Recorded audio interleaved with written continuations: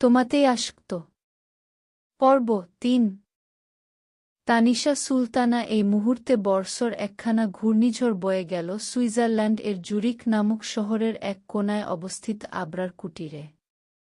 এখানে উপস্থিত সকল মানব স্তব্ধ হয়ে বসে আছে, যেন আসমান ভেদ করে ব্রজপাত এসে পড়েছে তাদের মাথায়, বা প্রাণঘাতী ঘূর্ণিঝড় আক্রমণ করেছে তাদের। ইভানের কোল হতে পড়ে গিয়েছে অ্যানি। একটু ব্যথা পেয়েছে কি সে? ম্যাও ম্যাও আওয়াজ তুলে এদিক সেদিক ছোটাছুটি করছে। সেই দিকে মোটেও হুঁশ নেই কারোরই। বিরক্ত আবরার কপাল কুঁচকে এক পলক অ্যানির পাশে তাকায়। বিড়ালটি কি বুঝল তাকে চোখ রাঙানো হল? সে গুটি গুটি পাশে এগিয়ে আবরারের পায়ের কাছে শুয়ে পড়ে। সিয়াম নাকের পাটাতল ফুলিয়ে ফোঁস ফোঁস করছে সাপের মতো, যেন এই মুহূর্তেই হামলে পড়বে আবরারের উপর, ছোবল দিয়ে ধ্বংস করে দিবে এই মানবটিকে, ছিন্নভিন্ন করে ফেলবে দেহখানা। আবরার পরবর্তীতে ফোনে মনোযোগ দেয়। অফিসার কিন্তু ইম্পর্ট্যান্ট ডকুমেন্টস চেক করছে। আমান ফ্লোরে হাত পা ছড়িয়ে বসে পড়ে। কপাল চাপকাতে চাপকাতে আহাজারি করে বলে ওঠে, কি মানি না আমি, কিছুতেই মানব না। এটা হতে পারে না, কোনো মতেই না। আমার কলিজা জ্বলি যাচ্ছে, আমার হৃৎপিণ্ড পুড়ে যাচ্ছে। ওরে হ তোরা আবরারের মুখে কচু ঢুকিয়ে দে। আহাদ আমানের পাশে বসে কাঁধে হাত রেখে বলে, স্যার প্লিজ উত্তেজিত হবেন না। আমান আহাদের হাতখানা ঝাড়া মেরে ফেলে দেয়। চোখ পাকিয়ে বলে, রাবিশ কথা বলবেন না। আমি মরে যাচ্ছি যন্ত্রণায়, আর শালা তুই বলিস উত্তেজিত হব না? শুধু উত্তেজিত কেন? আমি তার বরটা হব। চুপসে যায় আহাদ। কাচুমাচু হয়ে বসে থাকে আমানের পাশে। এতক্ষণে মুখ খোলে সিয়াম। গটক পায়ে এগিয়ে আবরারের পাশে বসে তার হাত থেকে ফোনখানা টেনে নিয়ে ঝাঝালো স্বরে বলে, কি বলছিস তুই এসব? কবে বিয়ে করলি? 6 বছর হলো একসাথেই তো আছি, কোনো বালছাল তো দেখলাম না। কৈফিয়ত দেওয়ার প্রয়োজন বোধ করল আবরার, বরং সিয়ামের হাত হতে ফোন নেওয়ার জন্য হাত বাড়ায়। ফোন দে। আগে জবাব দেখ। প্রয়োজন বোধ করছি না। হতাশ হয়ে ফোনখানা দিয়ে দেয় সিয়াম। আবরার ফের মনোযোগী হয় ফোনে, যেন আশেপাশের কোনো কথাই তার কানে যাচ্ছে না। সিয়াম ছোট ছোট নয়নে তাকিয়ে থাকে। মিথ্যে কথা বলে না আবরার। তাহলে মেয়েটিকে বিয়ে কবে করল? মুহূর্তেই চিন্তিত হয়ে পড়ে। আহাদ ফোনের স্ক্রিনে সময় দেখে নেয়, এই মুহূর্তেই তাকে যেতে হবে। তাই ব্যস্ততা দেখিয়ে বলে, কি আমাকে যেতে হবে? আসছি। হ্যাঁ, কালকে আবরারের ক্লাস নিব। বিয়ের ভুল ছোটাবো ঘাড় হতে। পরপর আমানও বলে তারও যেতে হবে। একে একে সকলেই প্রস্থান করে। শুধু রয়ে যায় সিয়াম। সে আবরারের সাথেই থাকে। সকলেই যেতে ফোঁস করে শ্বাস টানে আবরার। ফোনখানা ফেলে রেখে দাঁড়িয়ে পড়ে। প্রথমেই দরজা আটকায়, পরপরই খুলে ফেলে পরনের থাকা সাদা রঙের শার্টখানা। বুকের ক্ষত গভীর। শার্টে বেশ সমস্যা করছিল। সিয়াম এখনও তাকিয়ে আছে আবরারের পানে। যতক্ষণ না গোটা ঘটনা খুলে না বলবে ততক্ষণ সে দৃষ্টি সরাবে না, এটা জানা আবরারের। তাই কিনেছে ঢুকতে ঢুকতে বলে, মেবি 2015 সাল ছিল। ওই মেয়েটার আম্মু মারা যায়, তখন দাদুভাই রেজিস্ট্রি পেপারে সাইন করিয়েছিল আমাকে দিয়ে। ব্যাস। সিয়ামের কপালে ভাঁজ পড়ে। মানে কি? সেই অনেক অনেক অনেক আগের বিয়ে। আবরার নিজ বক্তব্য শেষ করে রান্নার প্রসেসিং শুরু করে দিয়েছে। ব্যস্ত ভঙ্গিমায় প্রথমে ফ্রিজ থেকে মাংস বের করল, সেটা পানিতে ভিজিয়ে পেঁয়াজ কাটার প্রস্তুতি নিয়ে ফেলেছে। সিয়াম বড় বড় পা ফেলে কিচেনে ঢোকে এবং আবরারের পাশে বসে পড়ে। গালে হাত দিয়ে বলে, কি গ্রেস মেয়েটিকে তোর পছন্দ না? তুই তাকে ডিভোর্স দিতে চাস? খচখচ আওয়াজ তুলে পেঁয়াজ কাটতে কাটতে আবরার জবাব দেয়, কি that's none of your business. ধুরো, সহজ কথা সহজভাবে জবাব দিতে পারিস না? দেখ ভাই, তাকে আমার ভালো লাগে, ভীষণ ভালো লাগে। একটা পুতুল সে। তুই তাকে পছন্দ করিস না, তাছাড়া তোদের বিয়েরও কোনো ঠিক ঠিকানা নেই। ভাই, আমাকে ওকে দিয়ে দে। আই প্রমিস বুকের ভেতরে আগলে রাখব। Trust me. জবাব দেয় না আবরার। একটু বিচলিত হয় না। চুপচাপ নিজের কাজ করতে থাকে। বিরক্ত হয় সিয়াম। তবে এইটুকু বুঝেছে আবরার মেয়েটিকে 0% ও পছন্দ করে না। মনে মনে বেশ খুশি হয়। ভাই, তোর তখন লজ্জা লাগল না এইটুকুনি মেয়েকে বিয়ে করতে? তুই কোনোভাবে বিয়েটা আটকাতে পারতিস। রীতিমতো শিশু নির্যাতন করেছিস তুই। তোর নামে মামলা করব আমি, হাঁচতে পুরব। জেলের ভাত খাওয়াব। বেশ জোরেই কথাগুলো বলেছে সিয়াম। অ্যামির খোঁজে নিচে নেমেছে আদ্রিতা। তাই সিয়ামের শেষের কথাগুলো শুনে ফেলেছে। মুহূর্তেই বড় বড় পা ফেলে কিচেনে প্রবেশ করে খুশি হয়ে সিয়াম এর পাশে দাঁড়িয়ে বলে, হ্যাঁ হ্যাচলুন থানায় করে আসি মামলা। শুভ কাজে দেরি করতে নেই। আমি আছি আপনার পাশে। ওনাকে হাজতে রেখে এসে আমরা বারবিকিউ পার্টি করব।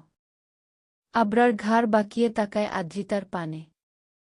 সদ্য গোসল করেছে বোধহয়। লম্বা চুলগুলো বাঁধন ছাড়া করে রেখেছে। ঘন কালো চুলগুলো ছড়িয়ে ছিটিয়ে আছে গোটা পিঠ জুড়ে। ভীষণ সিদ্ধ লাগছে। সিয়ার হা করে খানিকক্ষণ তাকিয়ে থাকে। চোখের পলক পড়ছে না যেন। একটু চেপে দাঁড়ায় আদ্রিতার দিকে। আনমনে বলে ওঠে, খুব ভীষণ সুন্দর তুমি আদ্রিতা। ঠিক যেন পড়ি। আদ্রিতার কানে সিয়ামের কথাগুলো বোধহয় ঢুকল না। কেননা ততক্ষণে তার নজর পড়েছে আবরারের প্রশস্ত বাহুতে। নির্লজ্জ লোক কথাকার। বাড়িতে একটা নাদুস-নুদুস ছোট মেয়ে আছে, তারপরও খালি গায়ে নাচছে। চরিত্রহীন। নিজ ভাবনার মাঝেই শুনতে পায় লোকটার সেই চিরচেনা গম্ভীর কণ্ঠস্বর, কি চাই এখানে? নড়েচড়ে দাঁড়ায় আদ্রিতা। সিয়ামও দৃষ্টি ফিরিয়ে নেয়। শুকনো ধোপ গিলে আদ্রিতা মুখ বাঁকিয়ে জবাব দেয়, কি কিছু চাই না, এমনি এসেছি। সারাক্ষণ রুমে বসে থাকতে পারি না আমি। আবরার ছুরি আদ্রিতার দিকে তাক করিয়ে এগিয়ে আসতে আসতে বলে, কি মুখ বাঁকাবি না, ওয়ার্নিং দিলাম। আদ্রিতা বড় বড় চোখ করে পিছিয়ে যেতে থাকে। সিয়াম ঘাবড়ায় একদম। আদ্রিতার নিকটে দাঁড়িয়ে ছুরিখানা গলায় চেপে দাঁতে দাঁত চেপে বলে, কি এটা আমার বাড়ি। যখন তখন রুম হতে বের হওয়া যাবে না। এখানে সেখানে ঘুরঘুর করা যাবে। তানিশা সুলতানা ছোট্ট একখানা কক্ষ দেওয়া হয়েছে আদ্রিতাকে। এখানে আসবাবপত্র বলতে ওই একটা ড্রেসিং টেবিল, খাট এবং কাবাট। আর কক্ষের সাথে ছোট্ট বারান্দা রয়েছে।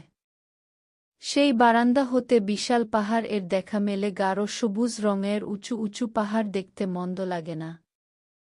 এদেশে বোধহয় পাখির সংখ্যা কম। তাই তো এই সোনালি সন্ধ্যায় কিচিরমিচির আওয়াজ ভেসে আসছে না। ঝাঁক বেঁধে আপন নীরে ফিরে যাওয়ার দৃশ্য চোখে পড়ছে না। কেমন জানি ফাঁকা ফাঁকা লাগছে শহরটা। এই শহরের বাতাসে প্রশান্তি খুঁজে পাচ্ছে না আদ্রিতা। বাংলাদেশে থাকলে এতক্ষণ তিথি আপুর সাথে ঝগড়া করতে পারত। তুহিন ভাই আইসক্রিম এনে দিত। বড়মা বকা দিতে দিতে অস্থির হয়ে উঠত। রাগ করে আদ্রিতা মায়ের ফোনখানা নিয়ে ছাদে চলে যেত। বাবা নামক লোকটিকে কল করত। দীর্ঘক্ষণ কথা বলে মন ভালো করতে পারত। আদ্রিতার মনে পড়ে গত কয়েকদিন হল বাবার সাথে কথা বলা হয় না। শীতের আমেজ পড়েছে। রাত বাড়ার সাথে সাথে বাড়ছে শীতের প্রতাপ। আদ্রিতা মনে করার চেষ্টা করে বাংলাদেশে শীতের শো ছিল কিনা। মনে পড়ে মগজ গলে যাওয়ার মতো উত্তাপ বাংলাদেশে। আর এখনে শীত মানা যায়। বারান্দায় যেন শীতটা একটু বেশি। সেই শীতকে উপেক্ষা করে বসে আছে আদ্রিতা। কিছুতেই সরবে না এখান থেকে, গায়ে গরম কাপড় নেই। ওই তো সাদা রঙের লেডিস শার্ট এবং রেইব্রো এর মতো বিভিন্ন রঙের স্কার্ট। চুলগুলো এলোমেলো হয়ে ছড়িয়ে ছিটিয়ে আছে ফ্লোরে। সেদিকে একটুও মনোযোগ নেই তার। মা খানিকক্ষণ আগেই এসেছে বোধহয়। আদ্রিতাকে ইতোমধ্যেই দুবার ডাকেছে। সাড়া দেয়নি সে। আর প্রতিজ্ঞা করেছে সাড়া দিবেও না। একটু বেশিই কষ্ট পেয়েছে কিনা। এমনটা কেন করবে? তখন আবরার বাইরে থেকে দরজা বন্ধ করে রেখে গেলেও পরে আদ্রিতা ভেতর থেকে বন্ধ করে রেখেছে। সে আর এই কক্ষ হতে বের হবে না। হবে না ওই পাষাণ পুরুষের মুখোমুখি। দেখাবে না এই মুখখানা তাকে। যতদিন থাকবে সুইজারল্যান্ড নামক দেশে ততদিন এই বারান্দায় কাটিয়ে দিবে। ব্যাস, ভাবনা চিন্তা করে সিদ্ধান্ত নেওয়া শেষ। দক্ষ হাতে গরুর মাংস এবং ভুনা খিচুড়ি রান্না করে ফেলে আবরার। সিয়ামও টুকটাক বেশ সাহায্য করেছে। বহু বছর বিদেশের মাটিতে পড়ে থাকলেও বাঙালি খাবার বেশ পছন্দ আবরারের, সেই জোর ধরেই টুকটাক রান্না শিখেছে। মাঝে মধ্যেই বন্ধুরা মিলে হরেক রকমের রান্নার আয়োজন করে। সিয়াম টমেটো, শসা এবং কাঁচা পেঁয়াজ কাটছে সালাদ বানানোর জন্য। সেই তখন থেকে গাল ফুলিয়ে রেখেছে। সর্বক্ষণ বক বক করা সিয়াম আজকে চুপচাপ কাজ করে যাচ্ছে। আবরার অবশ্যই সেদিকে খেয়াল দিচ্ছে না। ধীর গতিতে অ্যানি কিচেনে ঢোকে। চোখ মুখ তার বড়ই ক্লান্ত। হবে না? ইতোমধ্যে গোটা বাড়ি দুইবার চক্কর দিয়ে ফেলেছে। তারপরও আদ্রিতাকে না পেয়ে হতাশ সে। কোথায় গেল তার মাম্মাম? অ্যানির পানে নজর পড়তেই সিয়াম এর ঠোঁটের কোণে হাসি ফুটে ওঠে। ছুরি খানা নামিয়ে টি-শার্টেই হাত মুছে নেয়। অতঃপর হাঁটু মুড়ে বসে কোলে তুলে অ্যানিকে। নরম তুলতুলে শরীরে ঠোঁট দাবিয়ে চুমু খায় শব্দ করে। এবং সুধাই, কি কোথায় গিয়েছিলে তুমি? তোমার বিরহে আমি আধমরা হয়ে যাচ্ছিলাম।